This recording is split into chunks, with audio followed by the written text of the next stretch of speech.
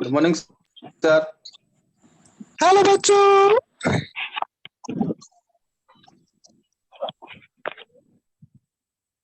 कौन कौन कोटा जा रहा है? कोटा कौन कौन जा रहा है? राजू कब जा रहा है? राजू कब जा रहा है? जया तू जा रहा है? कब वाला राजू? 25 के।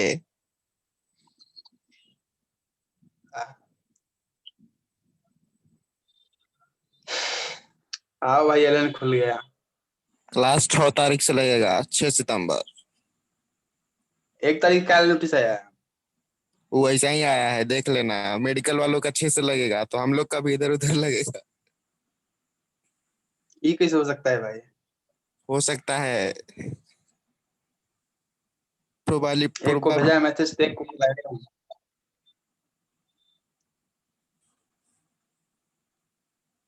एक को भेजा है तो एक से नहीं होगा।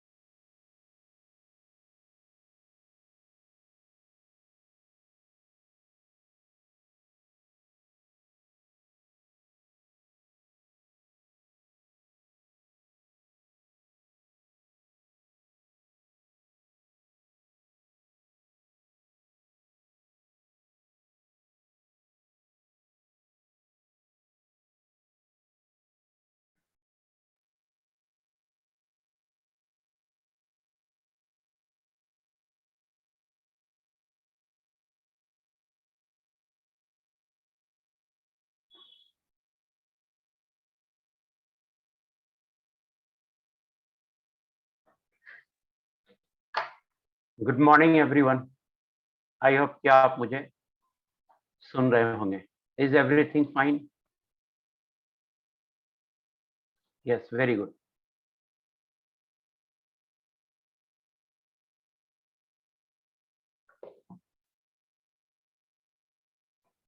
स्पेशल क्विज में कोई डाउट है क्या? उसमें क्या first and last question discuss करना? सब कुछ तो आपको सोल्यूशन भेज दिया मैंने। सुजीत गुंड, मैंने सोल्यूशन भेज दिया आपको। ग्रुप में सोल्यूशन भेज दिया है, क्यों आप पूछ रहे हो फर्स्ट एंड लास्ट क्वेश्चन?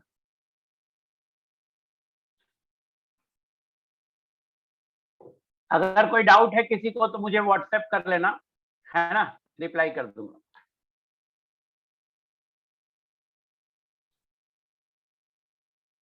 अभी मत करना, अभी फोन ऑफ है मेरा। हाँ, हमने आपको पढ़ाया था पीपीएम तक और पीपीबी तक। ओके, एलएन प्लस पे भी डाल दूंगा, मैं अभी डाल दूंगा क्लास का लेक्चर के साथ। अब है सम स्पेशल कंसंट्रेशन टर्म्स। कुछ ऐसे कंसंट्रेशन टर्म्स हैं जो स्पेशल है, मतलब अलग तरह के हैं। इसमें सबसे पहला है A, volume strength of H2O2। Volume strength of H2O2।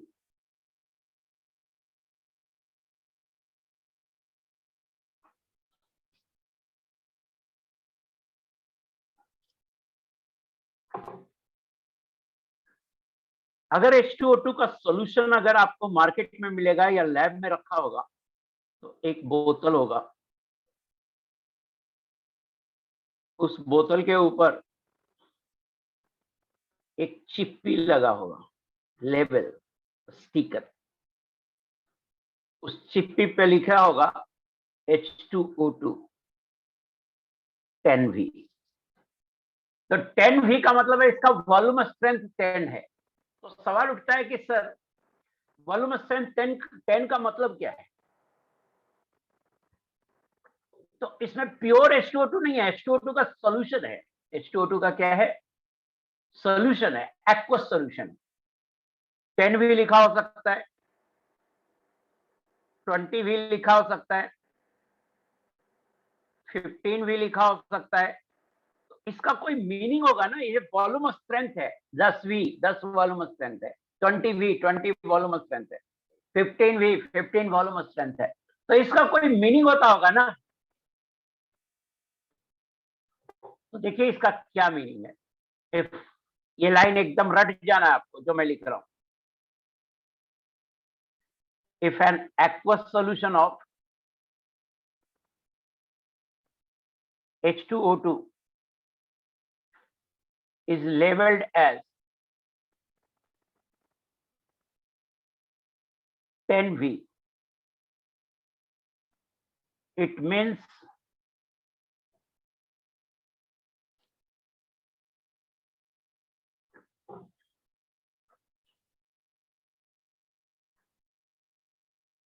one liter or 1 ml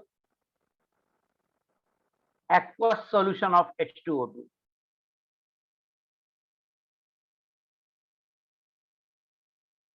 on complete decomposition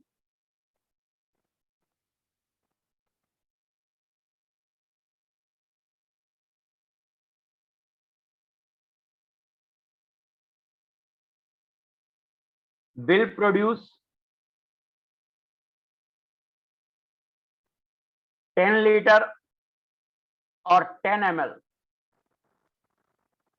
oxygen at STP। पहले तो मैं एक और पॉइंट बताना चाहता हूं, इसको ध्यान से सुनिए। मैंने अभी रिसेंटली एनसीईआरटी बुक को देखा है एक बार। तो एनसीईआरटी बुक में से कहीं भी अब नए वाले एनसीईआरटी बुक से एनटीपी वर्ड ही हटा दिया है, normal temperature and pressure word ही हटा दिया है। हर जगह एसटीपी लिखता है और एसटीपी होता है 1 बार 0 डिग्री सेल्सियस। हर जगह एसटीपी लिखता है, एनटीपी लिखता ही नहीं। और एसटीपी होता है 1 बार 0 डिग्री सेल्सियस केमिस्ट्री में एनसीईआरटी के हिसाब से। फिजिक्स का देखा तो फिजिक्स में एसटीपी को लिखा हुआ था 1 atm 0 डिग्री सेल्सियस। हाउएवर बार और एटीएम में ज्यादा अंतर नहीं है, बट फिर भी इतना अंतर तो आता ही है कि एसटीपी अगर 1 atm 0 डिग्री लेंगे तो ये एनटीपी है, इसमें मोलर वॉल्यूम होता है 22.4 लीटर। और एसटीपी हम जो बताए होंगे क्लास में 1 बार 0 डिग्री सेल्सियस है, इसमें मोलर वॉल्यूम होता है 22.7 litre.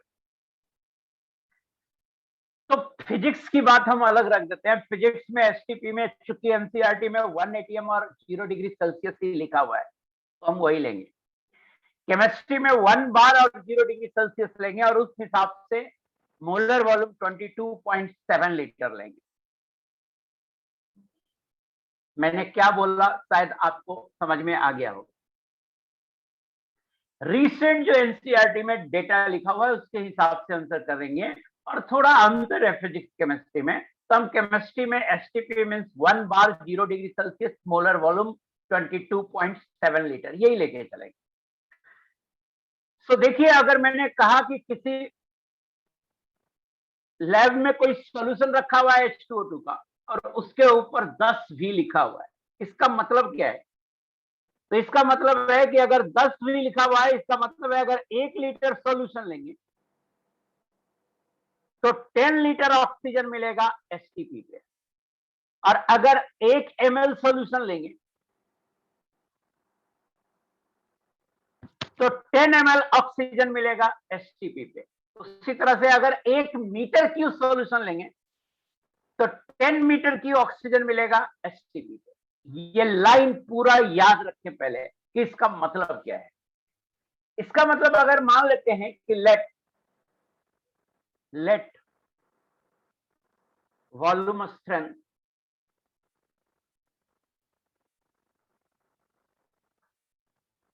Is equal to XV। V unit हो गया वॉल्यूम स्ट्रेंथ का, V यूनिट हो गया, V represents volume strength, V unit हो गया वॉल्यूम स्ट्रेंथ का। Let volume strength is equal to XV। इसका मतलब है बेटा कि H2O2 एक्वस सॉल्यूशन आप 1 लीटर लें, 1 लीटर, और इसका कंप्लीट डिकम्पोजिशन कराएं। कंप्लीट डिकम्पोजिशन करेंगे ये H2O लिक्विड और हाफ O2 ऑक्सीजन बनेगा गैस। तो अगर वॉल्यूम स्ट्रेंथ XV है तो 1 लीटर से X लीटर मिलेगा ऑक्सीजन। गैस कहां पे? At STP. 1 लीटर से x लीटर मिलेगा oxygen gas at STP. Volume strength है XV। इसका मतलब है कि 1 लीटर लेंगे तो ऑक्सीजन गैस मिलेगा x लीटर। अब यहां कंफ्यूजन होता है बच्चे को। क्या कंफ्यूजन होता है ये देखिएगा। कहते हैं कि सर अब तक तो आपने कहा है कि 1 लीटर से हाफ लीटर मिलेगा, और आप इस केस में कह रहे हो 1 लीटर से x लीटर मिलेगा। तो ये कंफ्यूजन कैसे दूर होगा जरा बताओ तो। ये कंफ्यूजन कैसे दूर होगा?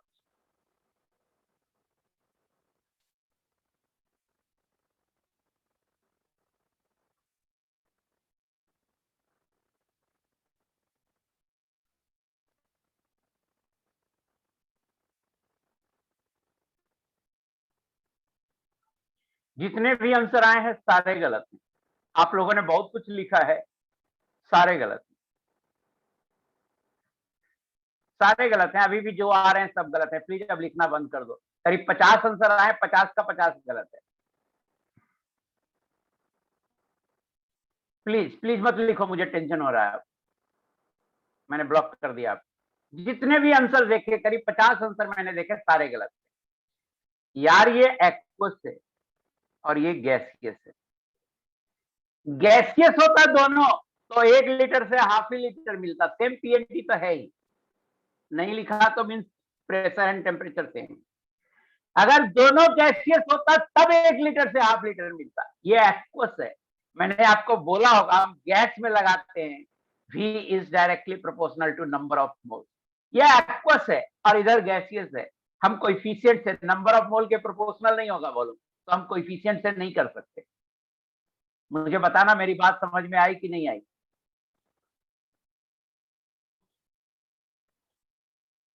हाँ, दोनों तरफ गैस होता तो 1 लीटर से हाफ ही लीटर बनता। एनीवे, सो 1 लीटर H2O2 लिया, x लीटर ऑक्सीजन बना, एसटीपी पे बना, तो x एसटीपी पे है, तो ये बराबर हो जाएगा x अपॉन 22.7 मोल। क्या हो जाएगा? x अपॉन 22.7 मोल।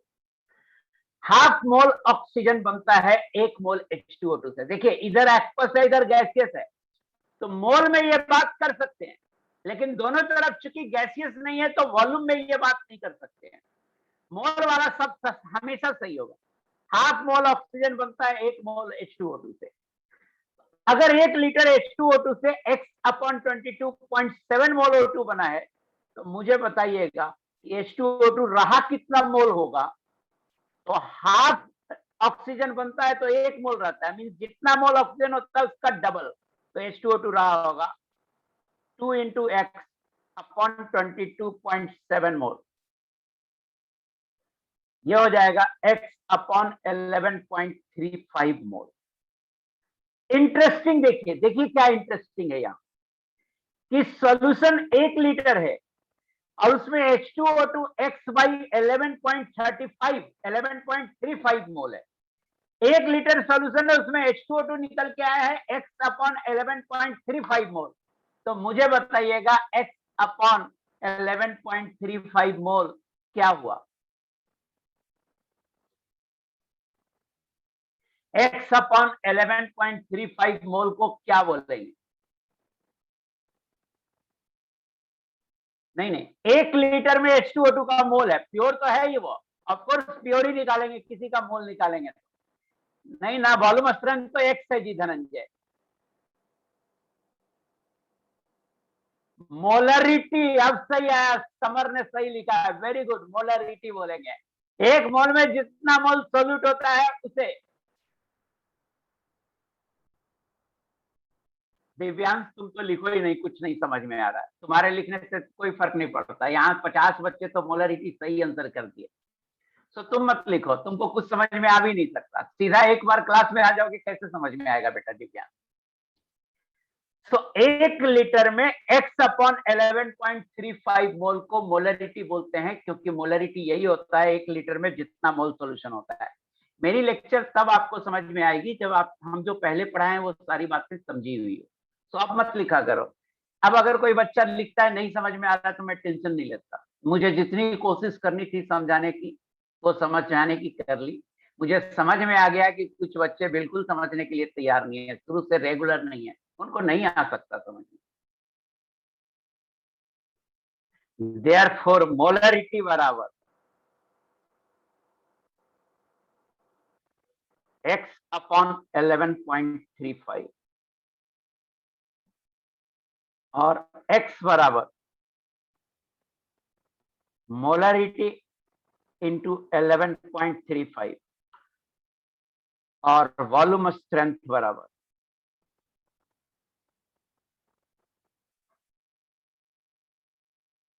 Molarity into 11.35। ये फॉर्मूला है वॉल्यूम स्ट्रेंथ। देखिए इस पूरे में आपको क्या याद रखना है, एक तो आपको ये फॉर्मूला याद रखना है कि वॉल्यूम स्ट्रेंथ होता है molarity into 11.35। Of course H2O2 के लिए ही ये वैलिड है। H2O2 के लिए ही वैलिड है ये। वॉल्यूम स्ट्रेंथ बराबर ए मोलरिटी इंटू 11.35। ये वॉल्यूम स्ट्रेंथ सिर्फ और सिर्फ H2O2 के लिए ही वैलिड है। तो एक तो आपको याद रखना है ये फॉर्मूला, और एक ये जो डिफिनेशन लिखा हूं ये याद रखना है, ये डिफिनेशन ये वाला।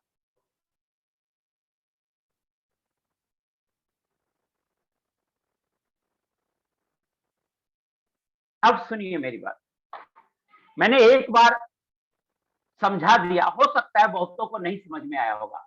जिनको नहीं समझ में आएगा दोबारा समझाऊंगा अभी मैं, तो वो आप टेंशन मत ले, दोबारा ध्यान से सुनना। जिनको समझ में आ गया है सिर्फ वो बताएं, मैं एवरीवन कर रहा हूं ताकि मुझे सब लोगों को पता चले कितने लोगों को समझ में आ गया है। जिनको समझ में आ गया है वो लिखे यस नो। समझ में आ गया या नहीं आ गया? वेरी गुड बेटा, वेरी गुड वेरी गुड। कुछ लोग नो है, उनको दोबारा समझा रहा हूं। एक आध लोग नो है, उनको मैं दोबारा समझा रहा हूं। ऐसे दोबारा मैंने बोला ही नहीं था आप नो लिखिए, मैं समझाने ही वाला था बिना आपके लिखे ही। पहली बात बेटा, अपडेटेड रहो, क्लास को रिवाइज करके आया करो। किसी भी तरीके से ऐसे ही क्लास में मत आ जाया करो कि पढ़े नहीं है चले आए। तो आपको करना क्या है, एसटीपी दिमाग में होना चाहिए क्या है, मोलरिटी का डिफिनेशन होना चाहिए क्या है, तब समझ में आएगा। अब मैं दोबारा समझाता हूं एक बार कि मार्केट में या लैब में H2O2 का एक्वस सॉल्यूशन रखा होता है, मींस H2O2 पानी में घोल के रखा होता है। उसके ऊपर एक स्टिकर लगा होता है और स्टिकर के ऊपर लिखा होता है H2O2 10V, 20V, 15V, इस तरह से लिखा होता है। तो इस 15V या 10V या 20V जो लिखा हुआ है, इसका कोई मतलब होता होगा ना, और कोई नाम होता होगा। तो इसका नाम है 10V अगर लिखा हुआ है तो 10V को बोलते हैं वॉल्यूम स्ट्रेंथ, जहां V रिप्रेजेंट कर रहा है वॉल्यूम स्ट्रेंथ। V यूनिट हो गया वॉल्यूम स्ट्रेंथ का। 10V का मतलब वॉल्यूम स्ट्रेंथ 10 है, वॉल्यूम स्ट्रेंथ 10 है। अब इसका नाम हो गया वॉल्यूम स्ट्रेंथ। अब इसका मीनिंग क्या होगा? तो इसका मीनिंग होगा कि इससे अगर 1 लीटर निकालेंगे, मान लो 10V है, तो 1 लीटर निकालेंगे और ये वाला रिएक्शन कराएंगे तो ऑक्सीजन मिलेगा 10 लीटर एसटीपी पे। किसी भी गैस का वॉल्यूम बिना प्रेशर टेम्परेचर के बोलना मीनिंगलेस है। तो 1 लीटर निकालेंगे तो 1 लीटर मिलेगा एसटीपी पे। इसका मीनिंग ये हुआ, देखिए नाम हुआ वॉल्यूम स्ट्रेंथ, ऐसा लिखा रहेगा 10V या कोई भी V लिखा हुआ तो वो वॉल्यूम स्ट्रेंथ है। 10V लिखा हुआ है मान लो। मीनिंग ये हुआ कि सॉल्यूशन का 1 लीटर लेंगे और ये रिएक्शन कराएंगे कंप्लीट, तो 10 लीटर ऑक्सीजन मिलेगा एसटीपी पे। तो अब हमने मान लिया कि वॉल्यूम स्ट्रेंथ XV है। अब हम आगे समझाएं इससे पहले मुझे ये बताओ, डिफिनेशन समझ में आया कि क्या बोला मैंने? डिफिनेशन आया समझ में?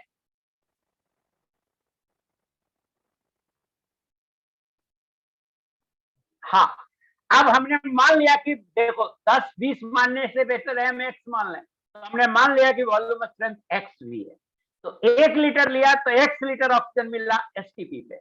उस ऑक्सीजन को मोल में मैंने कन्वर्ट कर लिया, एसटीपी पे कोई वॉल्यूम गिवन होता है तो मोल में कन्वर्ट करने के लिए 22.7 से डिवाइड करते हैं, तो x अपॉन 22.7 मोल हो गया। अब देखिए, हाफ मोल ऑक्सीजन अगर बनेगा तो जरूर 1 मोल H2O2 खर्च हुआ होगा।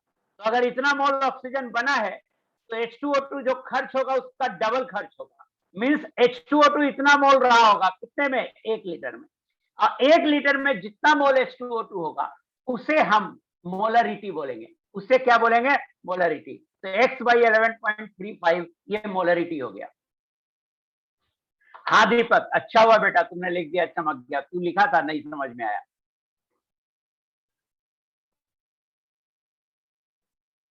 एक्स वॉल्यूम स्ट्रेंथ है नितेश कुशवाहा। तुम कुछ नहीं समझे, तुम कुछ नहीं समझे, डिफिनेशन ही नहीं समझे। अरे 10 भी है ना तो 1 लीटर लोगे कौन? H2O2 aqueous. अब 10 लीटर मिलेगा ऑक्सीजन, तो 2 डाटा तो चाहिए ही। करा 1 लीटर लिए तो x क्यों? 1 लीटर लोगे तो 10 लीटर, 1 लीटर H2O2 लेगो एक्वस तो मिलेगा 10 लीटर ऑक्सीजन, अगर 10 भी है। तो अगर वॉल्यूम स्ट्रेंथ x भी है तो 1 लीटर लेंगे तो x लीटर ऑक्सीजन मिलेगा।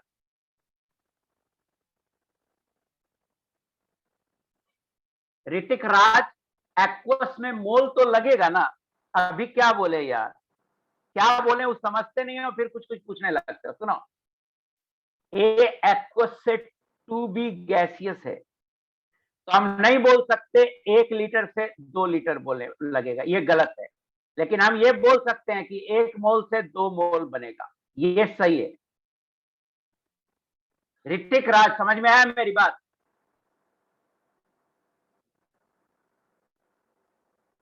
हाँ, H2O ही सॉल्वेंट होगा। ऋतिक राज बोलना हाँ, अब समझ में आया ना। एक्वस से गैसियस होगा तो वॉल्यूम में नहीं लिख सकते या प्रेशर में नहीं लिख सकते, लेकिन मोल में लिख सकते हैं। पूरी बात सुनता ही नहीं है यार। प्लीज अब कुछ मत लिखो, बिल्कुल अच्छी तरह से समझ में आ गया sir. Yes, very good. Ankit Kumar कह रहा है 2 मल्टीप्लाई क्यों किया? हद हो यार, लॉ ऑफ स्टोइकियोमेट्री तो समझो ना।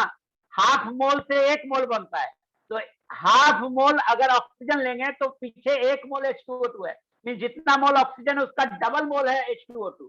तो x का डबल। लॉ ऑफ स्टोइकियोमेट्री में अभी तक क्यों दिक्कत हो रही है यार?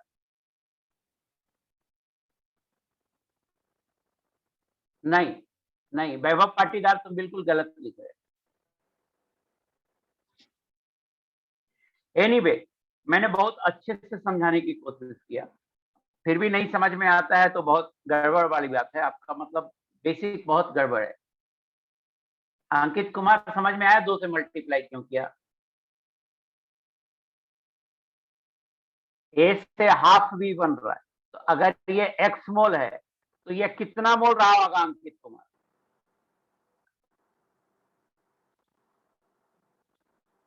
अंकित कुमार, अगर ये x मोल है तो ये कितना मोल रहा होगा?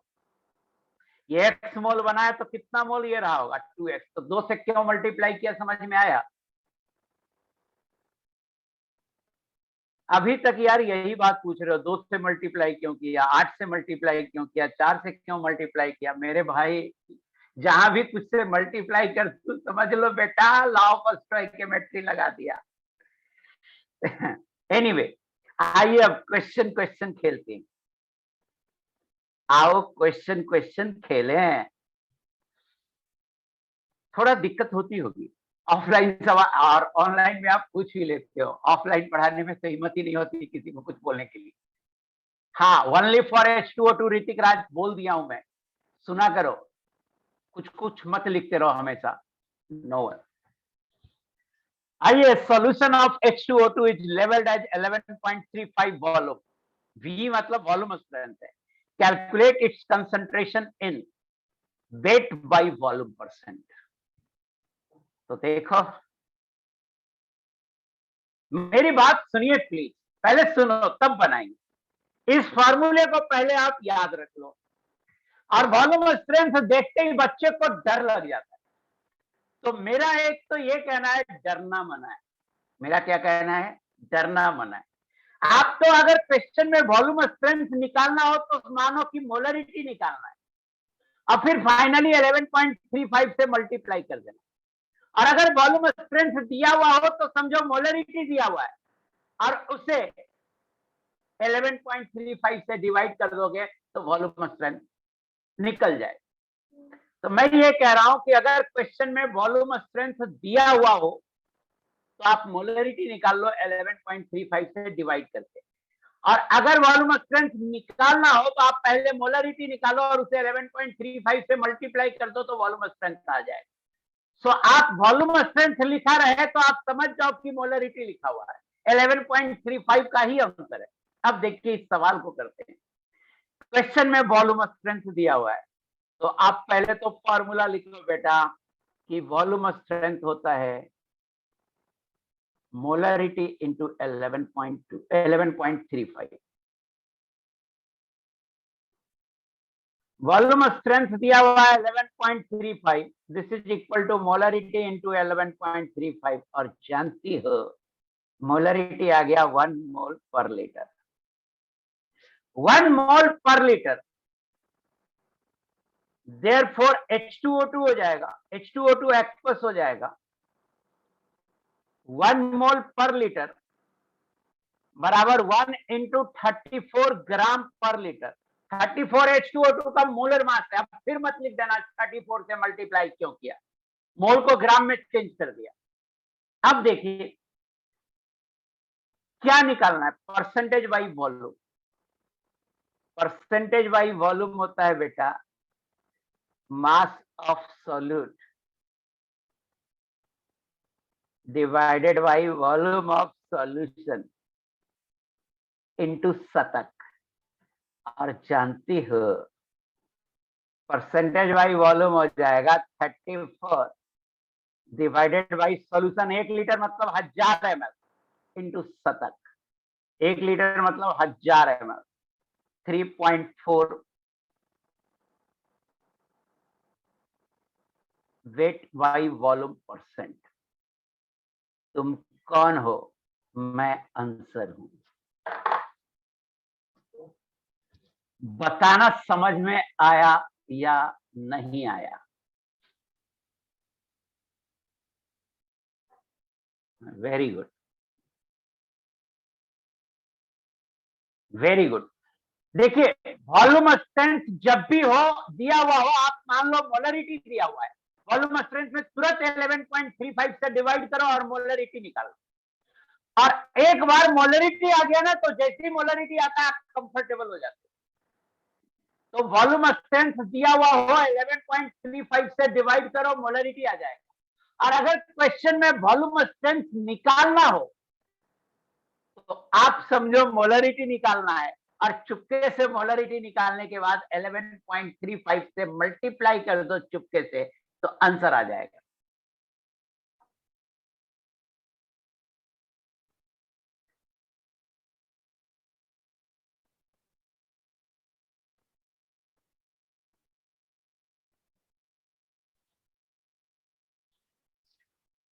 आगे बढ़ते हैं,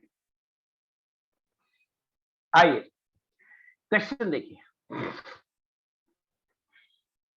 एक और बात मैं कहना चाहता हूं, ऐसा भी होता है कि कुछ बच्चा का कोई पॉइंट खटकता रहता है, तो उस पॉइंट के पीछे भागते मत रहो, आप आगे बढ़ो, आगे देखो टीचर क्या पढ़ा रहा है ना। एक छोटा पॉइंट खटक रहा है, कोई बात नहीं, आप दोबारा पढ़ोगे अपने आप आ जाए, है ना। बच्चा वहां से आगे नहीं बढ़ता है, तो ये हैबिट है, कुछ होगा हटाओ आगे बढ़ो, है ना। तो इस एटीट्यूड से पढ़ो।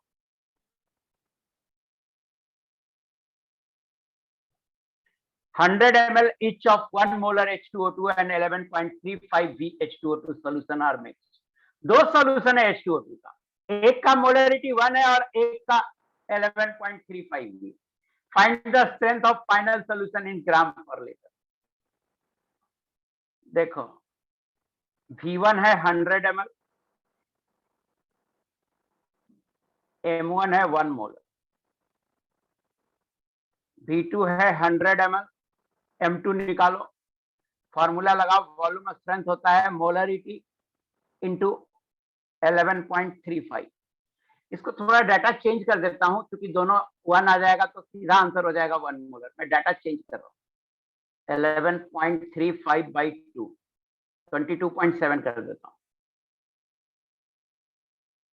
22.7 कर, और 22.7 this is equal to m2 into 11.35, और जानती हो m2 आ जाएगा 2 मोलर। V1 है 100 ml, M1 है 1 मोलर, V2 है 100 ml, M2 है 2 मोलर। M2 समझ में आ गया होगा आपको। Find strength of final solution in gram per litre. तो स्ट्रेंथ ग्राम पर लीटर में पूछ रहा है, आप पहले मोलरिटी निकालो। मोलरिटी होगा बेटा M1V1 plus M2V2 upon V1 plus V2। आपको फॉर्मूला याद आ रहा होगा, 1 into 100 plus 2 into 100 upon 100 plus 100। ये हो गया बेटा 300 by 200। कसम से झूठ नहीं बोल रहा हूं, आ रहा है 1.5 मोलर। Therefore H2O2 फाइनल ये आ गया 1.5 मोलर। ये हो गया 1.5 इंटू 34 ग्राम पर लीटर। और जानती हो 15 चौका 60, 15 तिया 45, 0 510 51 ग्राम per litre. Strength in gram per litre पूछ रहा है, तुम कौन हो? मैं आंसर हूं। बताना समझ में आया या नहीं आया? क्या किए, समझ में आया नहीं आया बताना। Easy, yes easy. सो आपको फील हो रहा होगा बेटा कि वॉल्यूम स्ट्रेंथ होता है मोलरिटी इंटू 11.35। ये एक इंपॉर्टेंट फॉर्मूला है। अगर नहीं कुछ समझ में आया तब भी अगर इस फॉर्मूले को याद कर लें और सोचे वॉल्यूम स्ट्रेंथ दिया हुआ है मींस मोलरिटी दिया हुआ है, और वॉल्यूम स्ट्रेंथ निकालना है मींस मोलरिटी निकालना है, तब भी सवाल बन जाता है। H2O2 फाइनल का फिर से ये फाइनल मोलरिटी M निकालने में दिक्कत है दीपक। 1.5 मोलर फाइनल मोलरिटी। दो सॉल्यूशन थे H2O2 के, एक सॉल्यूशन का मोलरिटी ये था, वॉल्यूम ये था, दूसरे सॉल्यूशन का मोलरिटी ये था, वॉल्यूम ये था। तो फाइनल सॉल्यूशन का मोलरिटी निकाल लिए, 1.5 मोलर आया। मोलर को बोलते हैं मोल पर लीटर। अच्छा, एक का स्टेप लिख दी, ये हो गया 1.5 मोल पर लीटर, और मोल को ग्राम में चेंज कर दिया। समझ में आ गया होगा। 22.7 लिया नहीं, दिया हुआ है क्वेश्चन में। 22.7 दिया हुआ है क्वेश्चन में। निशांत कैसा कैसा डाउट पूछते हो यार। वॉल्यूम स्ट्रेंथ 22.7 क्वेश्चन में दिया हुआ है बेटा। 22.7 भी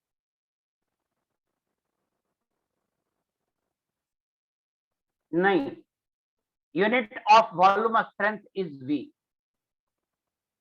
नॉट ग्राम पर लीटर। हाँ यार, आगे बढ़ो यार, कुछ भी पूछता रहता है। अपन बोलते हैं unit of volume strength V बोलते हैं, V का मतलब वॉल्यूम स्ट्रेंथ। तो कहता है ग्राम पर लीटर बोल सकते हैं, कहते कुछ और है, बोलता कुछ और है। आइए इस क्वेश्चन को देखिए।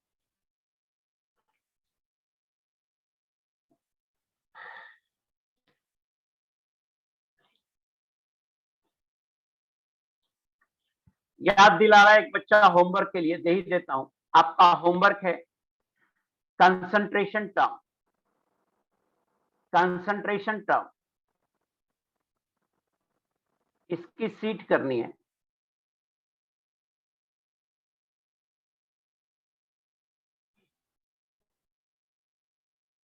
कंसंट्रेशन टर्म की सीट करनी है और S1 पूरा करना है। S1 S2 के डाउट, मोल के S2 के डाउट आपने भेज दिया था, मैंने नोट कर लिया है। अगली क्लास से जब ये आज कंसंट्रेशन टर्म मैं खत्म कर दूंगा, तो अगर टाइम बचेगा तो आज से, और नहीं तो अगली क्लास से फिर आधे घंटे का डिस्कशन शुरू कर दूंगा।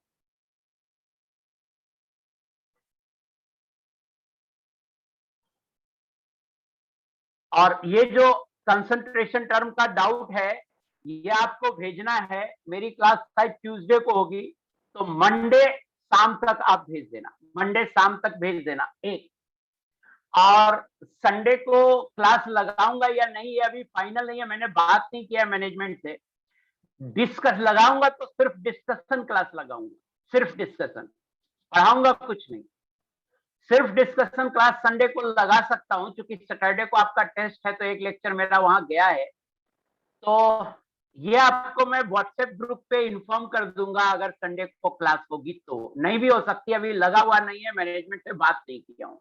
और मेरी चूंकि संडे से पहले अब कोई क्लास नहीं है, तो मैं अभी बता दे रहा हूँ कि आप एक बार व्हाट्सएप ग्रुप, या संडे इवनिंग लगाऊंगा, जब भी लगाऊंगा तो 4 बजे के आसपास, तो आप एक बार अलेन प्लस पे देख लेना कि क्या कोई डाउट क्लास लगी हुई है। डाउट ही लगेगी एक्स्ट्रा में, पढ़ाऊंगा कुछ नहीं। अब अपने मन से कुछ बोलो मत। आइए इस सवाल को देखते हैं। A sample of 125 ml H2O2. H2O2 है 125 ml।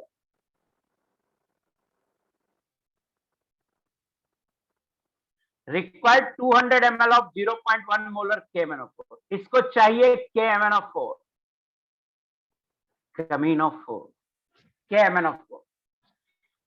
KMnO4 है 0.1 मोलर, 200 ml और complete reaction. Calculate volume strength of H2O2।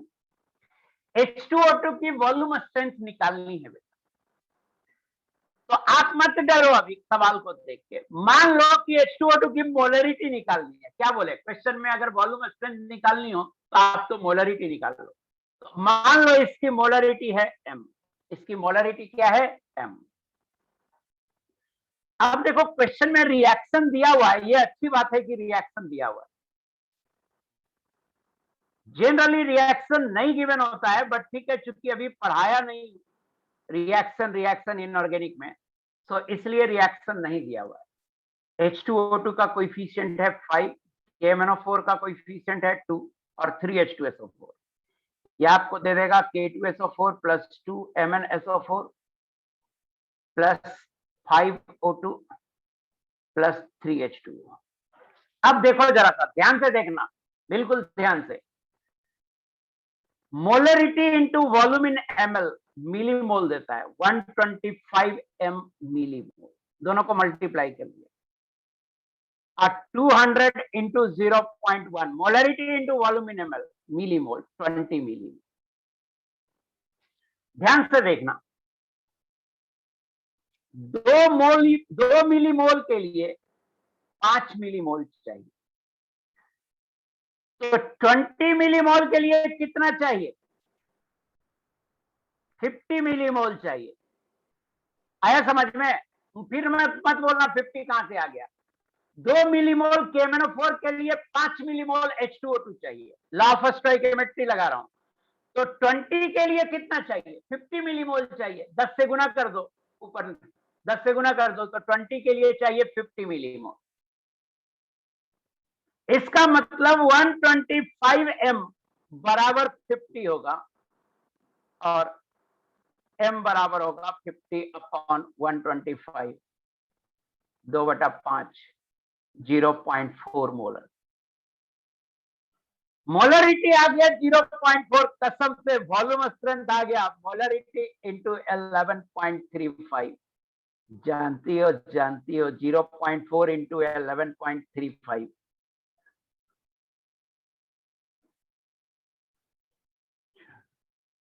4.54 V। Please multiplication देख लेना। 5 चौका 20, 20 में 2, 4 के 12, 13, 14, 4 हाथ में 1, 4 1 5, 4। सही है, ये आंसर हो गया 4.54 V। ये आंसर हो गया।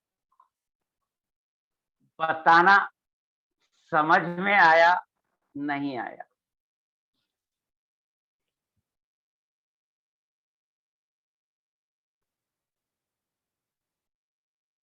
हाँ सिंपल है, लेकिन आपको ये सब लगाने आना पड़ेगा। अरविंद सामोराव molarity into volume in ml millimole देता है, तो 125 इंटू m को मल्टीप्लाई कर दिया तो 125 m हो गया।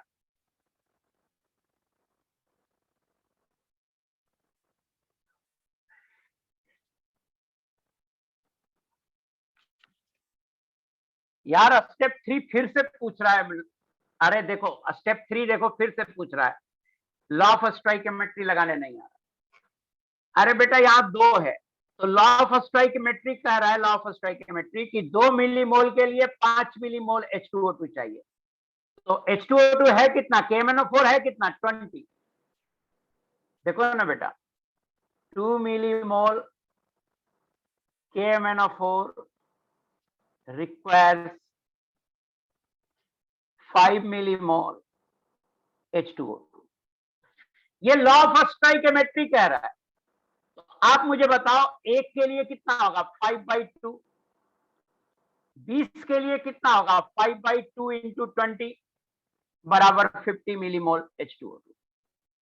अब H2O2 था कितना 125 M, तो इन दोनों को बराबर कर दो, क्या दिक्कत आ रही है। अब विनेश अभी भी नहीं आया समझ में, 125 M को 50 के बराबर कैसे किया, नहीं आया समझ में। अभी नहीं बोलना, आ गया, वेरी गुड बेटा, वेरी गुड बेटा, very good, very good, very good बेटा। सो जैसे ये है कि इसका 125 मिलीमोल लगा, तो हम चेक किए कि कितना रिक्वायर्ड है, वो 125 M के बराबर होगा।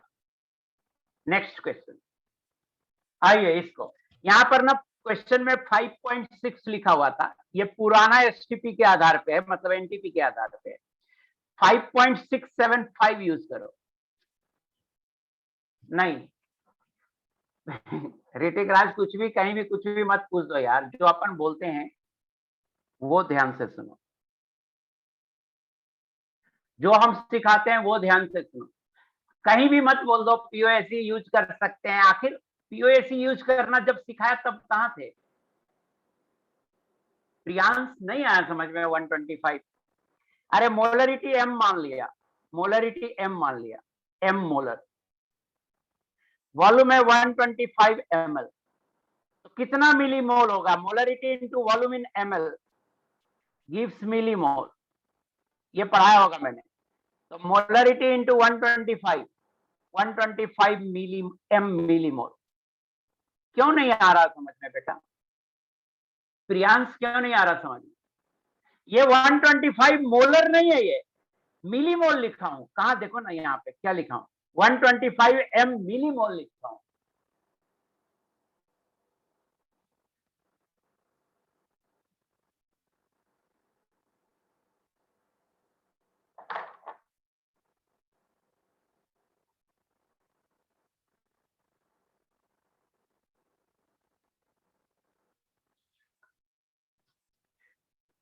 हाँ समझ में आ गया प्रियांशु, कहीं तुम मोलरिटी से तो नहीं कंफ्यूज हो रहे हो कि 125 मोलर हो गया, नहीं, मोलरिटी एम मान लिया, एक्स मानते तो कंफ्यूजन नहीं होता। चलो हाँ मैं समझ गया था कि तुमसे यही कंफ्यूजन हो रहा हो, तो फिर मैंने तुम्हें दिखाया कि देखो उसके बगल में मिलीमोल लिखा हुआ है। अदिति आपने बोला था प्रीवियस क्वेश्चन दिखा दीजिए, तो आपने देख लिया या आगे बढ़ो, आगे बढ़ू मैं। अदिति बेटा, अदिति आगे बढ़ो।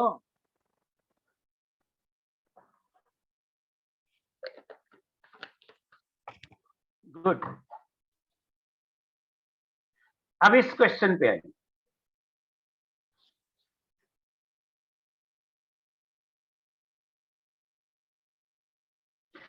इतना से तो क्लियर हो गया होगा बेटा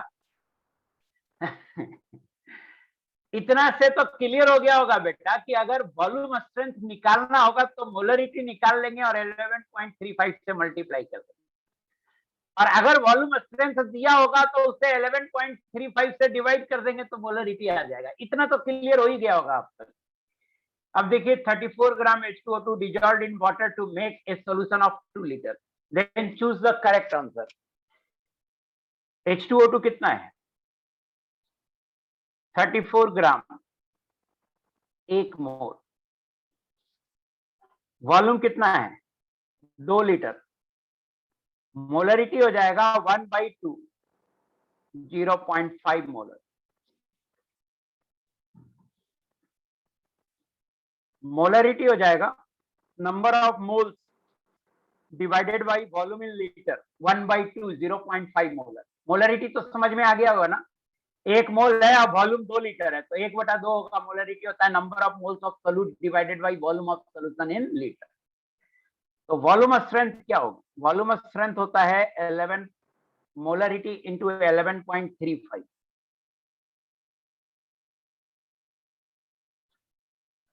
और वॉल्यूम स्ट्रेंथ होता है बेटा, मोलरिटी है 0.5 इंटू 11.35। झूठ नहीं बोल रहा हूं कसम से, यह आ गया 5.675 V।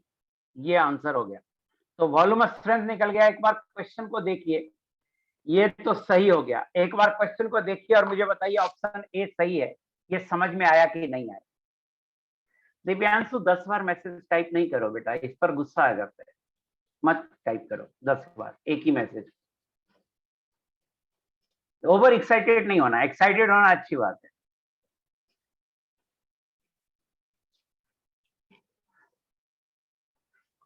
अब मुझे बताओ बी ऑप्शन सही है या गलत है? मुझे बताओ बी ऑप्शन सही है या गलत है? मोलरिटी निकालना पड़ेगा भाई, सीधा गलत मत बोल दो। चेक करते, ये एक के लिए किया। बी में कर रहा है मोलरिटी निकालिए, तो निकालते हैं मोलरिटी। बी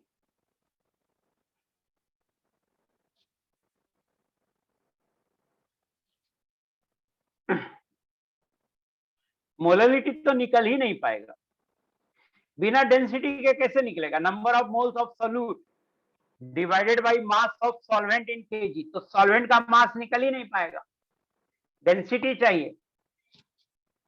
तो मोलरिटी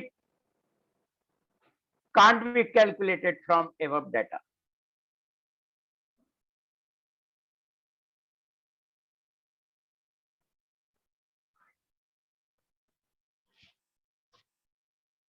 हेलो, एक सेकंड आप होल्ड करना बेटा, सिर्फ एक सेकंड के लिए।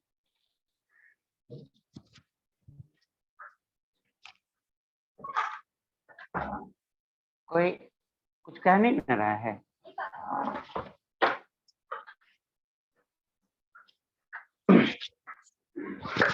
आ गया मैं। सो मोलरिटी के लिए डेंसिटी चाहिए, सो मोलरिटी तो नहीं निकाल पाएंगे। अब देखिए percentage weight by volume of this solution is 1.7% weight by volume. Weight by volume निकालने क्या है, तो सी चेक करते हैं। परसेंटेज बाई वॉल्यूम होगा mass of solute upon volume of solution in ml ले लो, मास ऑफ सोल्यूट इन ग्राम ले लो, इंटू 100। सोल्यूट है 34 ग्राम, वॉल्यूम ऑफ सोल्यूशन है 2000 इंटू 100। तुम गई तुम गई तुम गई तुम गई 1.7% वेट बाई वॉल्यूम 1.7 आ रहा है। तो मुझे बताइए सी ऑप्शन सही है नहीं है?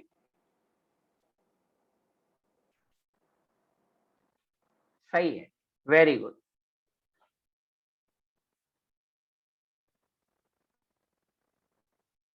हिमाक्षी जैन कह रहे हैं सॉल्वेंट इज वाटर। तो वाटर का क्या पता है आपके पास? हिमाक्षी जैन बताइए, वाटर का क्या पता है आपको? वाटर का मास कैसे निकालेंगे? ना तो वॉल्यूम पता है ना मास पता है। हाँ डेंसिटी पता है 1 ग्राम पर एम, तो कम से कम मास या वॉल्यूम में से कोई एक डाटा चाहिए ना। वॉल्यूम सॉल्यूशन का है, ये वाटर का नहीं है। ये जो वॉल्यूम है ये सॉल्यूशन का है, वाटर का नहीं है। तो हमें एक एजम्पशन लेना होगा कि 34 ग्राम H2O2 डालने पर नो चेंज इन वॉल्यूम हो रहा है, तब निकाल सकते हैं। If no change in volume मानेंगे तब निकाल सकते हैं। यस हिमाक्षी जैन, ये मानना पड़ेगा कि वॉल्यूम में कोई चेंज नहीं है तब निकाल सकते हैं।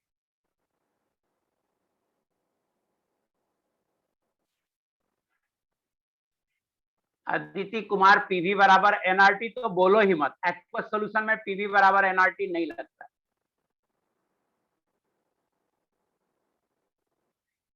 सैयद सईद, H2O2 का volume ideal equation, ideal gas equation नहीं लगाते हैं PV बराबर nRT। एक पूछ रहा है वाई ml, शुरू से ही हमने ऐसे ही ml में डिफाइन किया, मैंने वो शुरू से ही परसेंटेज वाई वॉल्यूम का डिफिनेशन ऐसे ही लेके चला हूं, शुरू से ही। ना रियल गैस में होगा ना आइडियल गैस में होगा, गैस में होगा ही नहीं। राजीव कुमार, शुरू से परसेंटेज वाई वॉल्यूम का डिफिनेशन यही लेके चला हूं, पढ़ के नहीं आते यार, इससे दिक्कत होती है। अरे 10% वाई वॉल्यूम का क्या मतलब बताया था? बताया था 10 ग्राम NaOH इज प्रेजेंट इन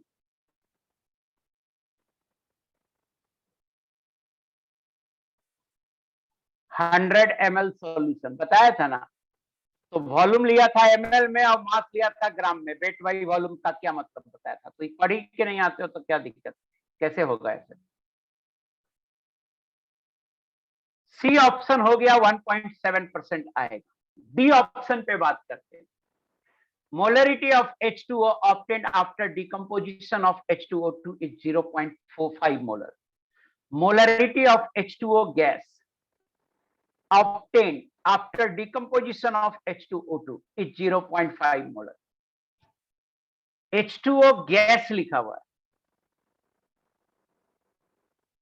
ये तो ऐसे ही गलत हो गया। H2O गैस बनेगा ही नहीं, H2O गैस बनेगा ही नहीं, H2O लिक्विड बनेगा। डिकम्पोजिशन जब आप करते हैं तो H2O2 एक्वस होता है, ये H2O लिक्विड बनता है और हाफ O2 गैसियस बनता है।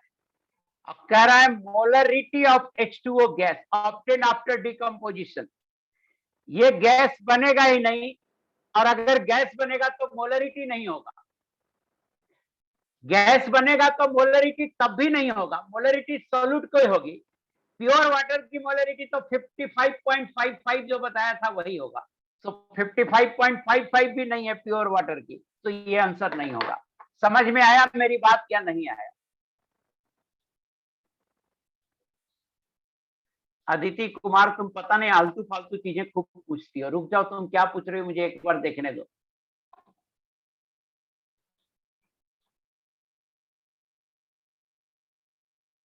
सर H2O2 का मोल एक, प्रेशर टेम्परेचर दिया हुआ है तो भी निकाल सकते हैं, फिर H2O का वॉल्यूम निकाल लेंगे। अदिति कुमार, मुझे तुमको पीटने का मन कर रहा है, इतनी देर से चिल्ला रहा हूं कि H2O2 का मोल एक, प्रेशर टेम्परेचर भी दिया हुआ है। प्रेशर तो पहले 1 बार ले लो इस क्वेश्चन में, तो भी प्रेशर टेम्परेचर दिया हुआ है, तब भी PV बराबर nRT नहीं लगा सकते एक्वस में, ये सिर्फ गैस में लगता है, तो नहीं निकाल सकते। अदिति कुमार, मुझे बताना समझ में तुमको आया कि नहीं, सिर्फ अदिति कुमार से पूछ रहा हूं। PV बराबर nRT सिर्फ गैस में लगाते हैं बेटा, यहाँ एक्वस है।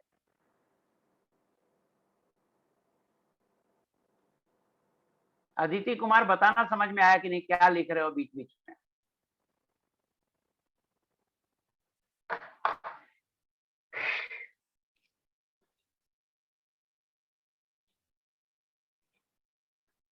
आई होप आपको समझ में आ गया होगा Aditi Kumar.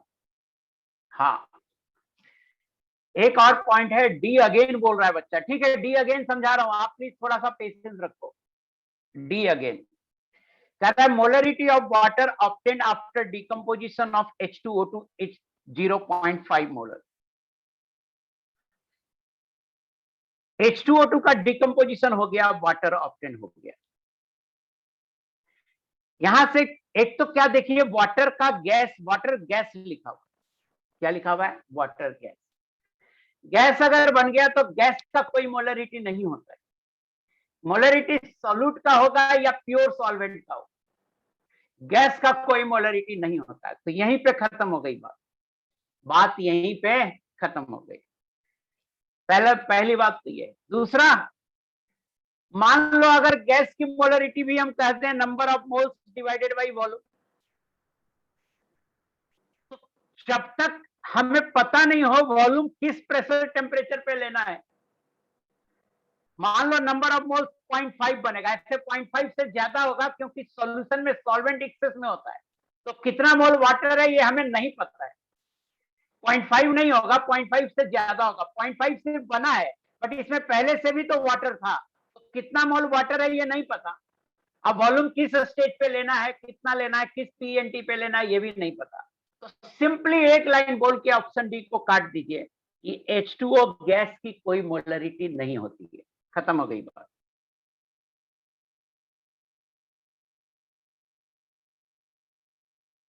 H2O gas, no question of molarity.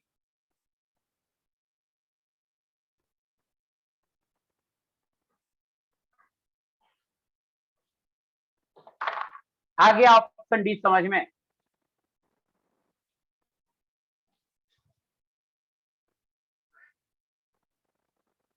I hope आ गया होगा।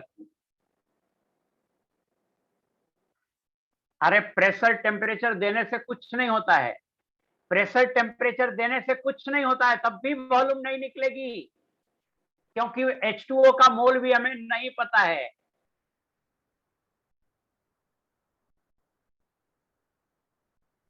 हाँ, गैस की वजह से हुआ। H2O गैस की कोई मोलरिटी नहीं होती है। 2 पॉइंट है भाई, 2 पॉइंट की वजह से हो रहा है। देखो फिर से समझा रहा हूं, H2O2 एक्वस है, ये H2O लिक्विड देगा प्लस हाफ O2 देगा। तो पहले मुझे बताओ इस एक्वस सॉल्यूशन में क्या है? 2 मोल H2O2 है और वाटर है। H2O2 का मोल पता है लेकिन वाटर नहीं पता है। सॉल्यूशन 2 लीटर है तो वाटर कुछ ना कुछ तो होगा, 50 मोल, 60 मोल, 100 मोल, कुछ ना कुछ तो होगा। इसकी मोलरिटी 0.5 आया है, तो अगर ये 2 मोल है तो ये बनेगा 2 मोल। अब पहले से कुछ वाटर है तो 2 प्लस पहले से मान लो पहले से A मोल था, तो 2 प्लस A मोल होगा लिक्विड वाटर। अब मोलरिटी निकालोगे तो 2 plus A divided by total volume. So मैं ये कहना चाह रहा हूं 2 रीजन से, एक तो गैस लिखा हुआ है क्वेश्चन में, दूसरा ये लिखा हुआ है कि H2O एक्वस में कितना वाटर पहले से है वो हमें नहीं पता है। सोनू झा, 1 मोल गैस है क्या यार? 1 मोल में 22.4 लीटर गैस पे होता है एनटीपी पे। सो डी ऑप्शन 2 रीजन से हुआ, एक तो गैस है, तो जैसी गैस है वैसे ही मोलरिटी का कोई क्वेश्चन ही नहीं है, तो खत्म हो गया बात। जैसे आपको कंफ्यूज करने के लिए दिया हुआ है H2O2 एक्वस से H2O प्लस हाफ O2, ये देखिए 0.5 मोलर है, तो बच्चा को कंफ्यूज करने के लिए दिया हुआ है कि ये 0 होगा तो ये 0.5 मोलर बनेगा। बच्चा ऐसे सोचे और आंसर कर दे, इसको टिक मार दे। तो आपको कंफ्यूज करने के लिए दिया हुआ है, ये सही आंसर नहीं है।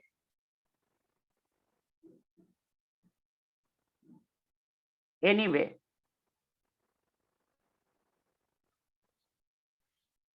अब आते हैं ओलियम, एक नए कॉन्सेप्ट पे आते हैं। मुझे तो ये बताओ वॉल्यूम स्ट्रेंथ कुछ क्लियर हुआ या नहीं हुआ?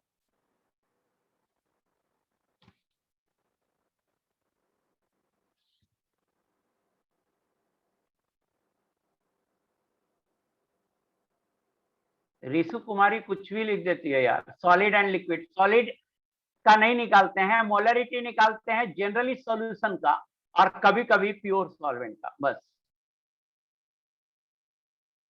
हाँ, अब एक और स्पेशल कंसंट्रेशन टर्म है और वो है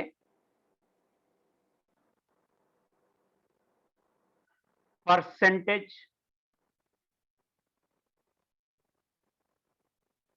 लेवलिंग ऑफ ओलियम।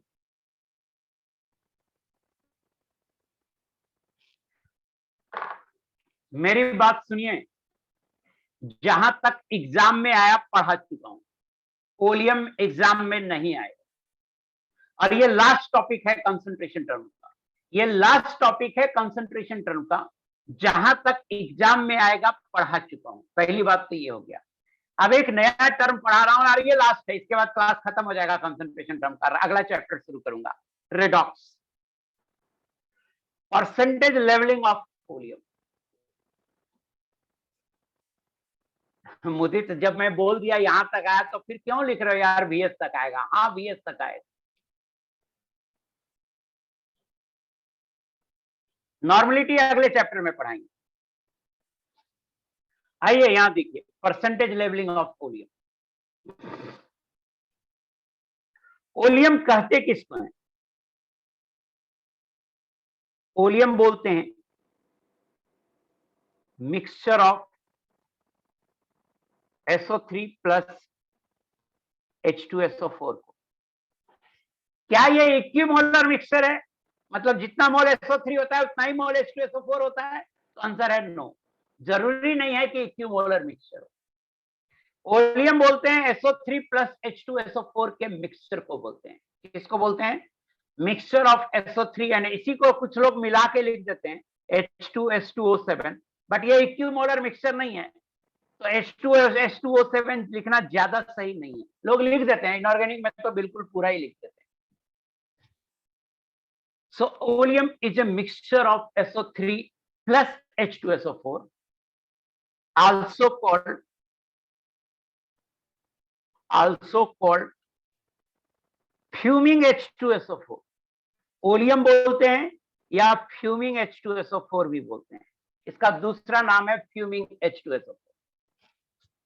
अब देखो, मार्केट में ओलियम खरीदने जाएंगे लैब में, चाहे आप किसी साइंटिफिक शॉप से खरीदने जाएंगे जहां पे साइंटिफिक सामान मिलता है, तो बोतल होगा, बोतल के ऊपर एक चिप्पी लगी होगी, चिप्पी मतलब स्टिकर, उस चिप्पी पे लिखा होगा ओलियम और लिखा होगा 109%। जो ये परसेंटेज होगा वो 100 to 122.5% के बीच में कोई भी होगा। 109% लिखा हो सकता है, 110% लिखा हो सकता है, 118% लिखा हो सकता है, 122% लिखा हो सकता है। कभी 100 से कम नहीं होगा और कभी 122.5 से ज्यादा नहीं होगा। ऐसा क्यों, बाद में बताऊंगा। तो इसका कुछ मतलब होता होगा ना कि सर ऐसा लिखा होता है, तो इसका मतलब क्या है? If an oleum is labeled as 109%, it means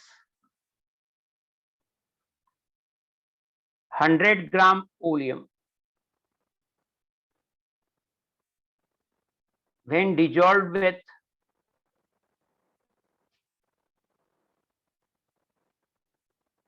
9 gram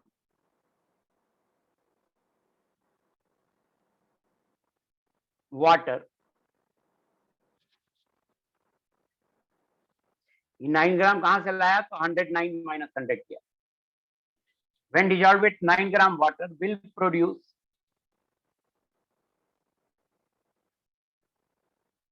109 gram H2SO4।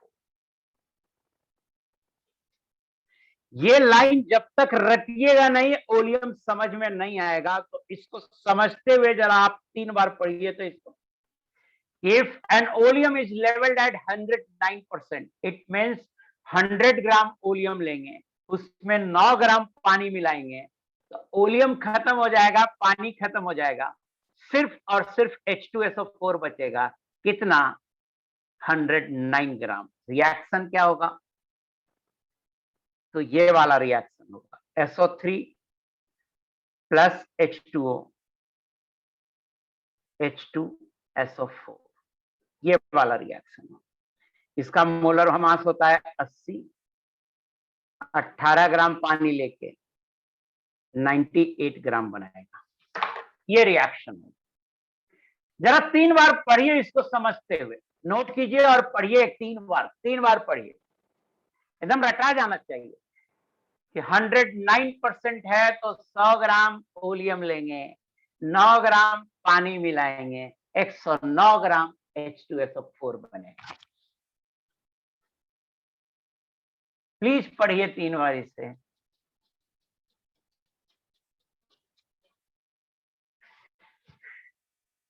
अब मैं एक बच्चे का नाम ले रहा हूं, अविनाश। अविनाश बेटा, आपको लिखना है सर कि अगर कोई ओलियम है और उस पर लेवलिंग है 118%, ओलियम में लेवल्ड है 118%, तो इसका मतलब क्या है? अविनाश लिख के बताओ। कोई ओलियम है 118% लेवल्ड है, तो इसका मतलब क्या है? अविनाश लिख के बताओ इसका क्या मतलब है। अदिति आप भी लिख के बता सकते हो।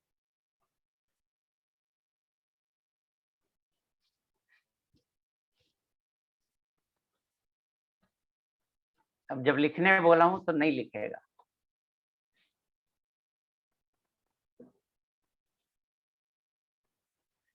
एक 100 ग्राम ओलियम में 18 ग्राम पानी मिलाएंगे तो 118 ग्राम H2SO। थैंक यू अदिति, आपने सही लिखा, वेरी गुड।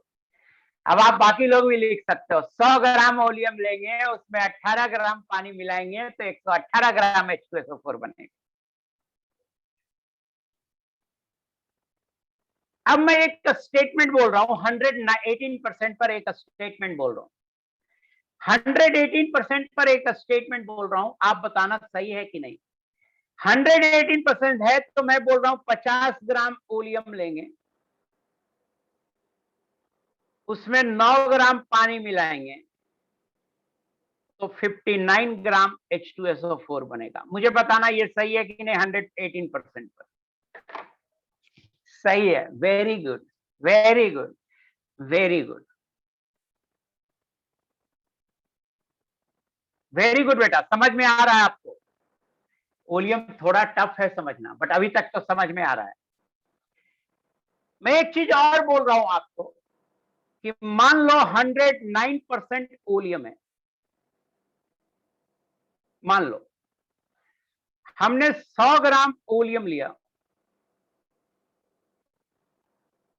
9 ग्राम वाटर मिलाया। आप बताओ फाइनल कंपोजिशन क्या होगा? फाइनल कंपोजिशन यहां लिखा, फाइनली आपके पास क्या होगा? 109 ग्राम H2SO4। 100 ग्राम ओलियम लिया, 10 ग्राम वाटर मिलाया। अब बताओ फाइनल कंपोजिशन क्या होगा? नहीं नहीं नहीं, 110 ग्राम H2SO4 नहीं होगा, नहीं होगा 110 ग्राम H2SO4। नहीं समझ में आया इसका मतलब। फाइनल कंपोजिशन होगा 109 ग्राम H2SO4 प्लस 1 ग्राम वाटर। 110 ग्राम तो टोटल होगा, बट H2SO4 109 ग्राम ही होगा। 9 ग्राम से ज्यादा पानी ले ही नहीं सकता है अगर 109% है तो। अगर 109% है तो 9 ग्राम से ज्यादा पानी 100 ग्राम में नहीं ले सकता है। सब वैलिड होगा यार। कुछ पहले मेहुल कुमार, जो मैं पढ़ा रहा हूं पहले वो सीखो। ये मत बोलो लॉ ऑफ स्टोइकियोमेट्री वैलिड होगा या पीओएससी वैलिड होगा। लॉ ऑफ स्टोइकियोमेट्री या पीओएससी कहीं भी अगर मैं पढ़ा चुका हूं और नहीं बोला हूं कि यहाँ नहीं वैलिड होगा, मीन्स वो सब जगह वैलिड है। आप प्लीज इधर उधर की बातें पूछ के अभी डायरेक्शन नहीं चेंज करो। जो समझाना चाहता हूं उस पर ध्यान दो, इधर उधर की बातें कुछ मत करो। पीओएससी, लॉ ऑफ स्टोइकियोमेट्री कुछ मत बोलो। इंपॉर्टेंट है ओलियम समझना, इस पे ध्यान दो, सिर्फ इससे रिलेटेड बात करो।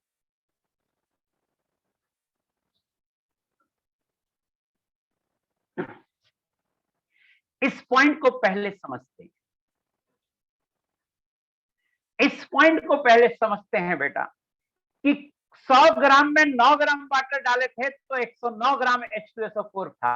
अब 100 ग्राम में 10 ग्राम वाटर डाले तब भी 109 ग्राम H2SO4 हुआ। 1 ग्राम पानी बचा रह गया। क्यों बचा हुआ रह गया? इसका मतलब है 109% का मतलब है कि पानी मैक्सिमम 9 ग्राम ही लेगा। वो क्या रहा है? हो रहा है SO3 प्लस H2O से H2SO4, यही तो हो रहा है। ओलियम में SO3 भी होगा और H2SO4 भी होगा।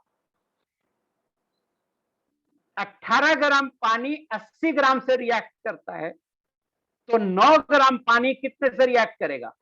40 ग्राम से। इसका मतलब 100 ग्राम 109% oleum has 40 gram SO3 and 60 gram H2SO4। क्या हो क्या रहा है कि मैक्सिमम पानी 9 ग्राम ले रहा है, उसके बाद नहीं ले रहा है। तो 9 ग्राम पानी के लिए SO3 कितना चाहिए? 40 ग्राम। इसके बाद पानी डाल रहे हैं तो नहीं रिएक्ट कर रहा है, इसका मतलब है SO3 खत्म हो गया। इसका मतलब है SO3 खत्म हो गया। मीन जो आप 100 ग्राम लिए थे ओलियम, उसमें SO3 40 ग्राम था और बाकी H2SO4 था 60 ग्राम। मुझे बताना जो लास्ट लाइन लिखा हूं ये समझ में आया या नहीं आया? वेरी गुड, जयेश ने लिखा crystal clear. Very good, very good. ये रिपीट भी आ रहा है, एक बार रिपीट भी कर दूंगा, कोई दिक्कत नहीं, एक बार रिपीट भी कर दूंगा।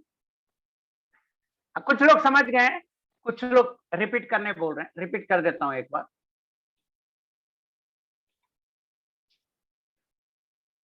शुरू से रिपीट करते हैं।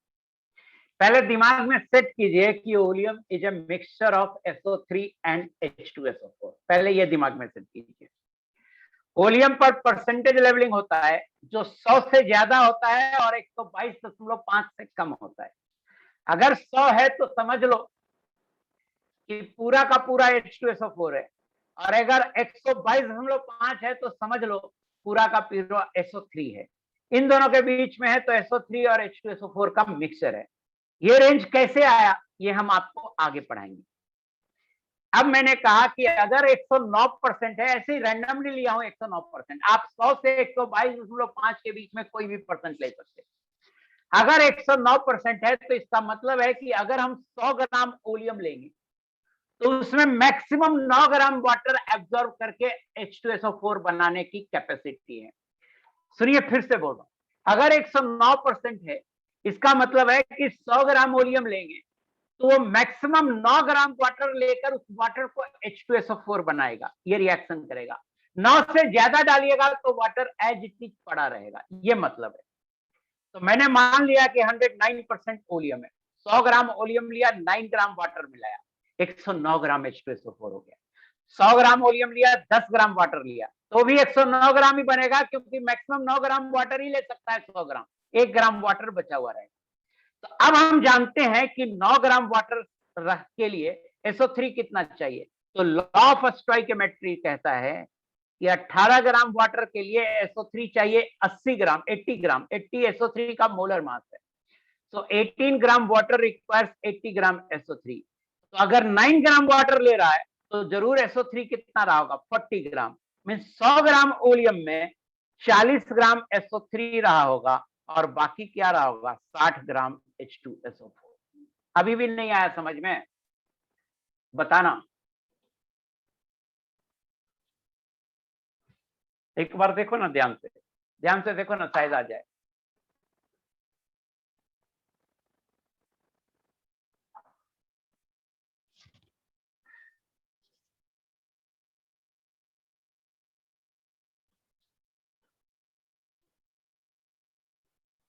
इसमें जो SO3 होता है इसको बोलते हैं फ्री SO3। इसको क्या बोलते हैं? Free SO3। जैसे SO3 आ गया 40 ग्राम, तो इसको बोलते हैं फ्री SO3। और H2SO4 आ गया 60 ग्राम, बराबर 60/98 मोल। तो हम सोचते हैं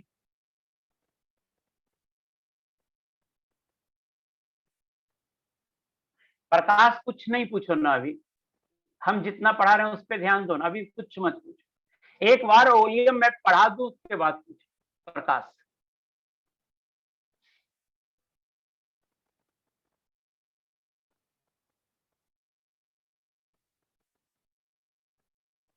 प्लीज कुछ भी नहीं पूछो ना, मैं जो पढ़ा रहा हूँ उस पे रहो ना अभी, उसके बाद पूछना जब मैं ओलियम पढ़ा दूंगा तब। आदित्य नहीं पूछो ना, बताया तो कि 122.5 से ज्यादा क्यों नहीं ले सकते, बोला तो कि आपको बाद में बताऊंगा। कोई कुछ भी लिख रहा है, प्लीज कुछ मत लिखो, मैं जो बोल रहा हूं वो ध्यान, नहीं तो जो मैं सिखाना चाहता हूं वो नहीं सीखोगे, बाकी चीजें करते रहोगे। ये जो सुनो, प्लीज ध्यान से सुनो मेरे बेटे, SO3 है 40 ग्राम और H2SO4 है 60 ग्राम। तो हम सोचते हैं कि ये H2SO4 भी कभी ना कभी SO3 से ही बना होगा, ये H2SO4 भी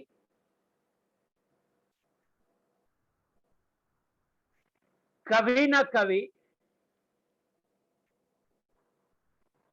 SO3 से ही बना होगा।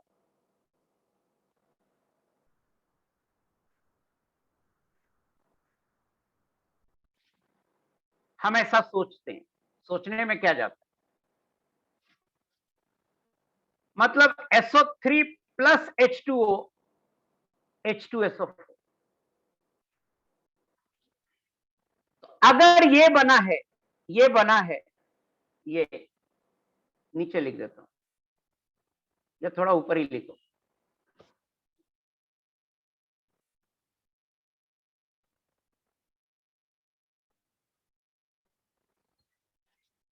ये H2SO4 भी कभी ना कभी SO3 से ही बना होगा। तो अगर ये 60/98 मोल है तो ये रहा होगा 60/98 मोल, और इसको बोलते हैं, इस SO3 को बोलते हैं कंबाइंड SO3।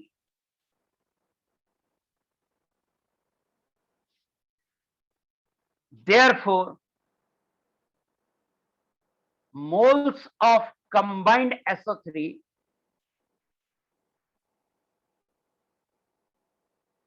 बराबर moles of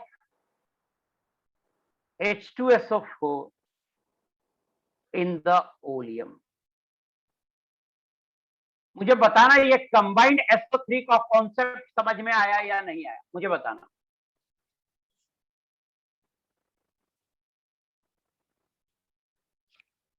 कंबाइंड SO3 का कॉन्सेप्ट समझ में आया या नहीं आया?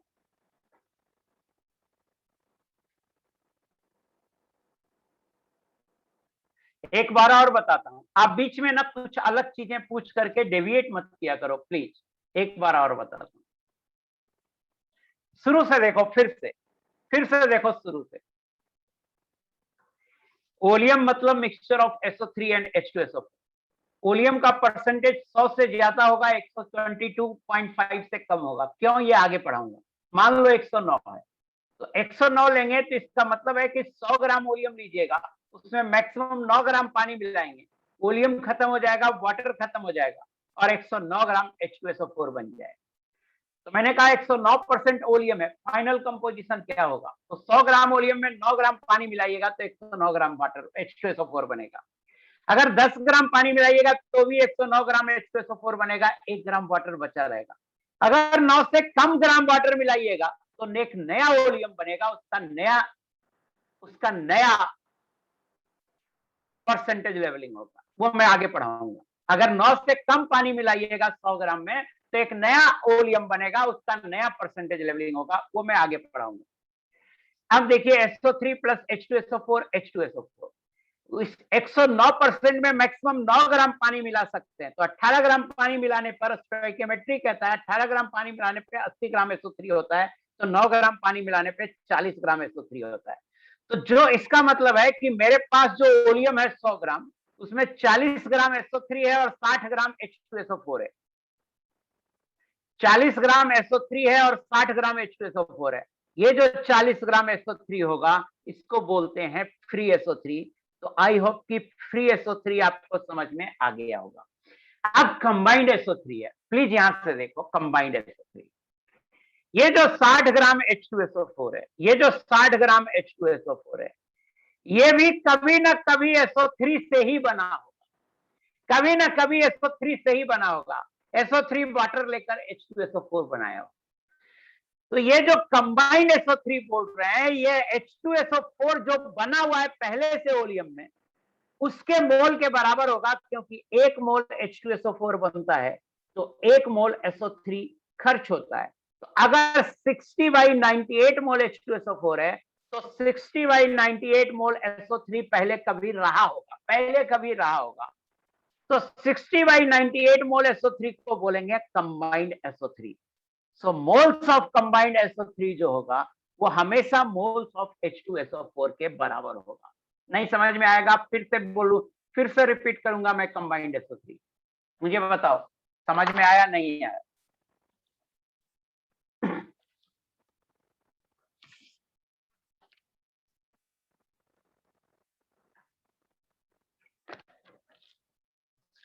वेरी गुड, वेरी गुड, आगे आपको समझ। तो चलिए एक क्वेश्चन कर लेते हैं।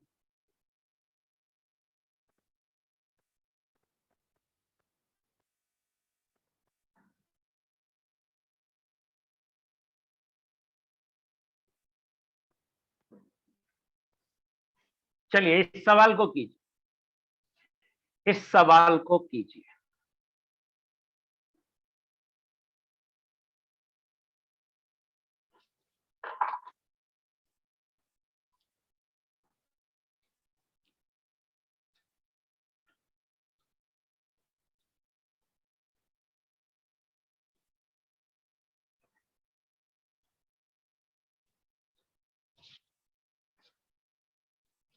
एट्टी % सही है फर्स्ट।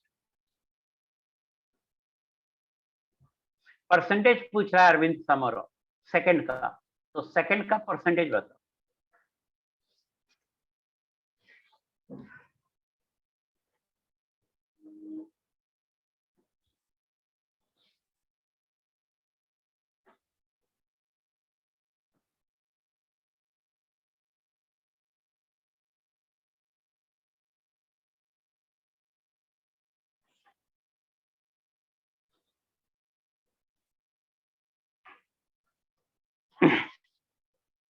देखिए देखिए, परसेंटेज पूछ रहा है तो 100 ग्राम ले लें, 100 ग्राम ओलियम ले लें। Let 100 gram oleum, therefore SO3 plus H2SO4, ये दोनों हो गया 100 ग्राम, है ना। अब निकालते हैं SO3 कितना है। तो SO3 प्लस H2O, ये देगा H2SO4। कितना ग्राम पानी डाल सकते हैं? तो 118% है तो 18 ग्राम पानी डाल सकते हैं। और यहां देखो 18 ग्राम मोलर मास होता है, तो 18 ग्राम पानी डालेंगे तो 80 ग्राम SO3 खत्म होगा। तो जरूर SO3 कितना रहा होगा? 80 ग्राम। So percentage of free SO3, तो H2SO4 कितना रहा होगा? 20 ग्राम। परसेंटेज ऑफ फ्री SO3 बराबर 80%। अब देखिए for combined SO3,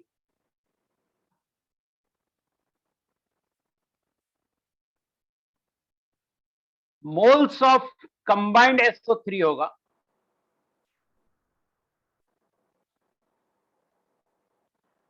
20/98। Mass of combined SO3 होगा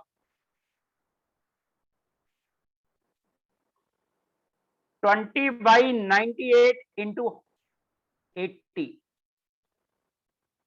और ये आएगा, मैं कैलकुलेट कर लूं,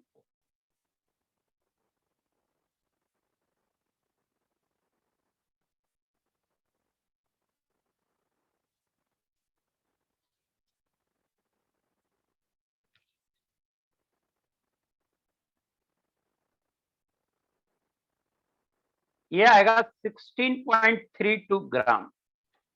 सो percentage of combined SO3,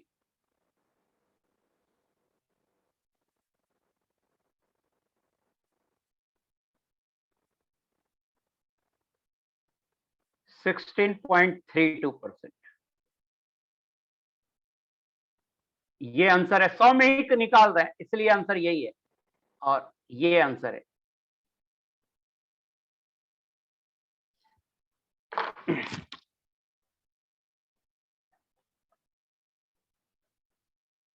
Aditi 82 तुम कहां से पैदा कर दी हो जो 82 से डिवाइड होगा बोल रही हो? 3SO3 नहीं आया।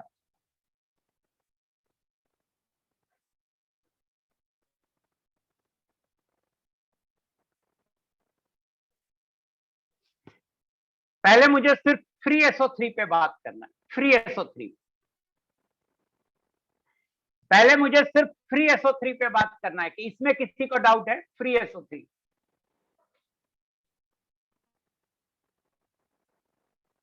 पहले मुझे सिर्फ 3SO3 पे बात करना है। एक बच्चे ने लिखा है यस सर डाउट है, आसिफ ने। यार 118% है तो 100 ग्राम में कितना पानी मिलाओगे? 18 ग्राम। 118% है तो 100 ग्राम में कितना पानी मिलाओगे? 18 ग्राम। अब लॉ ऑफ स्टोइकियोमेट्री से इसका मोलर मास 18, इसका 80। यहां देखो ना, पहले जो थ्योरी में पढ़ाए थे 18 ग्राम को 80 ग्राम चाहिए SO3, तो 18 ही है तो 18 को 80 चाहिए तो 80 ग्राम हो गया SO3। तो 100 ग्राम में SO3 18 को 80 चाहिए और 18 ही दिया हुआ है क्वेश्चन में। 118% है तो 18 ही दिया हुआ है ना। तो SO3 हो गया 80 ग्राम और बाकी H2SO4 होगा तो H2SO4 हो गया 20 ग्राम। तो फ्री SO3 80% हुआ 100 में, 80% हुआ। इसमें कैसे डाउट आ सकता है यार? इसका मतलब आप कुछ नहीं समझे। फ्री SO3 80% हुआ, इसमें कैसे डाउट आ सकता है? रुको, कंबाइंड में बाद में समझाऊंगा, पहले ये सवाल करो तब देखते हैं आपको डाउट है कि नहीं। Question, if an aqueous solution, नहीं, if an oleum is leveled as 113.5%, calculate percentage of free SO3 in the oleum। ये बनाओ, पहले ये बनाओ।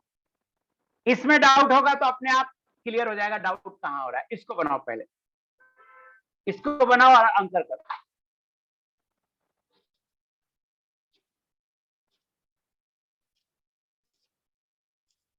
इसको बनाओ, फिर पिछले वाले क्वेश्चन पे आता हूं।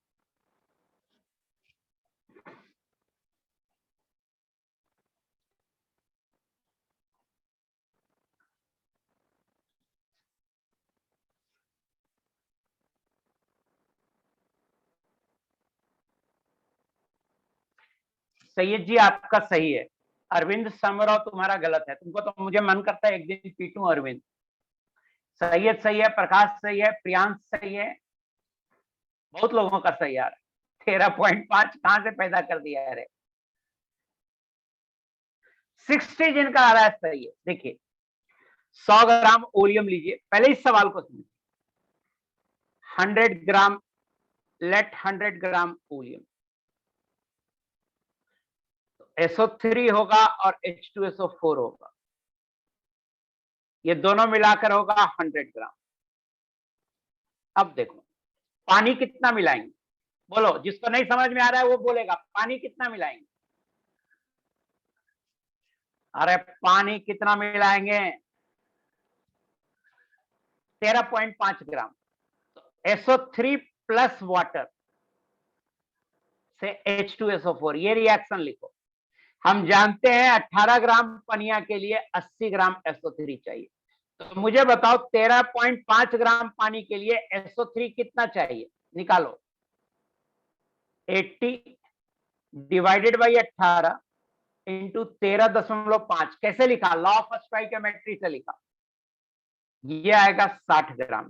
कैलकुलेट करोगे 60 ग्राम आएगा। मुझे बताना ये समझ में आ रहा है? 80 divided by 18 into 13.5।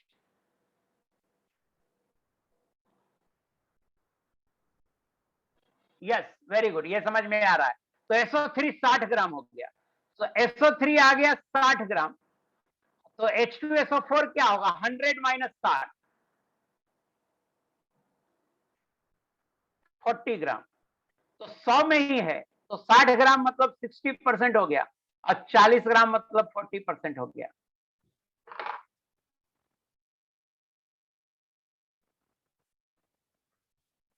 So free SO3 60% समझ में आया।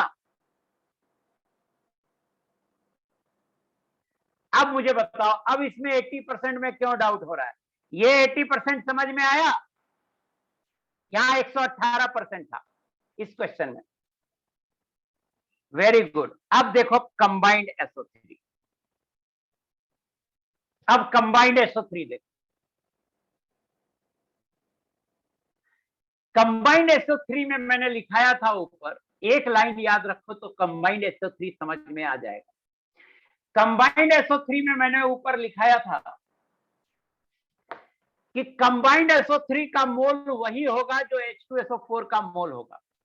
तो ऊपर देखिए H2SO4 SO3 80 ग्राम आया, तो H2SO4 20 ग्राम आएगा, तो कंबाइंड SO3 का मोल होगा 20/98, क्योंकि मोल्स ऑफ H2SO4 20 ग्राम है बराबर 20/98 मोल होगा। तो मोल्स ऑफ कंबाइंड SO3 होगा मोल्स ऑफ H2SO4 के बराबर, और ये होगा 20/98। आप देखो ना प्लीज, ये लाइन याद रखो तो कंबाइंड SO3 समझ में आ जाएगा। ये line moles of combined SO3 बराबर moles of H2SO4 in the oleum. तो यहां देखो प्लीज, H2SO4 20 ग्राम आया था, 20/98 मोल हुआ, तो मोल्स ऑफ कंबाइंड SO3 हुआ 20/98। सो मास ऑफ कंबाइंड SO3 का मोलर मास होता है 80, SO3 का मोलर मास होता है 80, तो 80 से मल्टीप्लाई कर दिया तो मास आ गया, ये 16.32 ग्राम आया, और यही परसेंटेज हो जाएगा क्योंकि 16 से लेकर चला था। अब मुझे बताओ कंबाइंड SO3 समझ में आया? हाँ वेरी गुड। तो मैं यहाँ पे खत्म करता हूं, मैं दो चीजें भेज रहा हूं, एक तो सॉल्यूशन भेज रहा हूं जो रेस्ट दिया था आपको, जो क्विज दिया था आपको, और इसका ये भेज रहा हूं आपको। होमवर्क करना और मंडे को मुझे भेजना, मंडे को भेजना। ऑलमोस्ट खत्म हो गया है ओलियम पे, एक दो एग्जांपल और लूंगा और मैं शुरू कर दूंगा रेडॉक्स। अगली क्लास में रेडॉक्स शुरू कर दूंगा। टेस्ट के लिए एडवाइस ये है बेटा कि आप कंसंट्रेशन टर्म ज्यादा अच्छे से करना, सबसे ज्यादा क्वेश्चन इसी से है, ये ज्यादा अच्छे से करना, सबसे ज्यादा क्वेश्चन इसी से है। आप ये मत कहना प्रैक्टिस नहीं हुई सर, जरूरत ही नहीं है प्रैक्टिस की, आप मेरे लेक्चर नोट का हर सवाल करके जाओ, ये काफी है, ये काफी है। नहीं है कल क्लास, परसों क्लास नहीं है। उसके बाद आप पीरियोडिक टेबल भी थोड़ा करना, थोड़ा केमिकल बॉन्डिंग भी करना, थोड़ा क्वांटम भी करना, लेकिन सबसे ज्यादा सवाल कंसंट्रेशन टर्म से है। उसके बाद मोल से है, मोल में आपको सीक्वेंशियल एंड पैरेलल से है। तो ये सब आप करके जाना।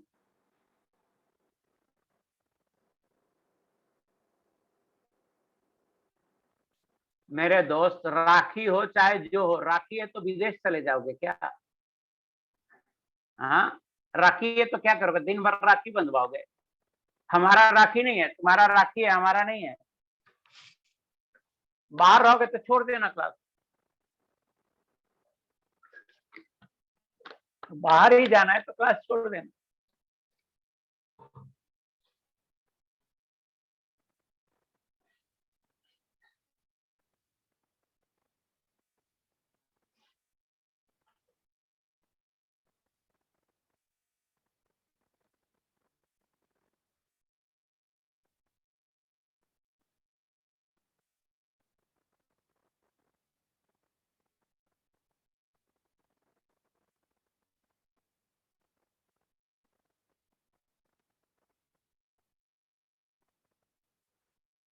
एक दो सवाल और करूंगा वॉल्यूम पे, और अगली क्लास में नया चैप्टर शुरू करूंगा, और अब आधा घंटा लास्ट में डिस्कशन करूंगा, शुरू में पढ़ाऊंगा।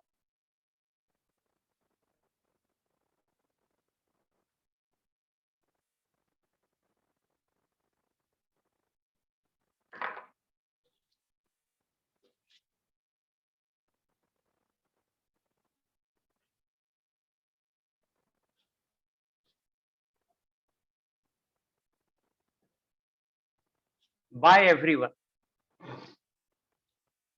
सबको पूरा आशीर्वाद है भाई।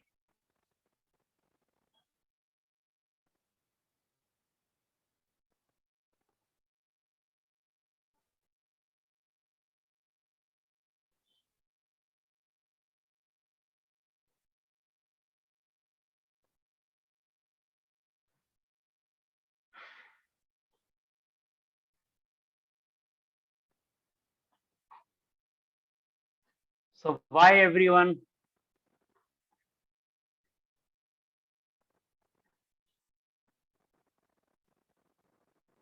Bye bye bye bye bye bye. चलिए क्लास खत्म कर रहा हूँ, बाय।